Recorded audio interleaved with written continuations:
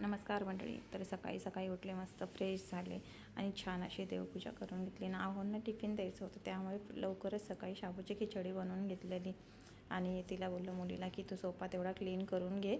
मग ते मी आंघोळ करत होते तोपर्यंत सोफा क्लीन करत होती, तर तिने व्हिडिओ शूट केलेला आहे.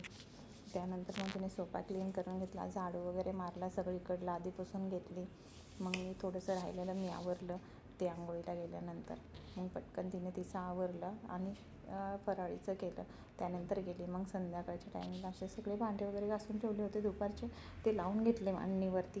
त्यानंतर चहा बनवला आणि आम्ही दोघींना चहा घेतला. भाजी आणून दिली तिनं थोडीशी, नव्हतं टमाटर कोथिंबीर, मग ते पण साफ करून ठेवलं.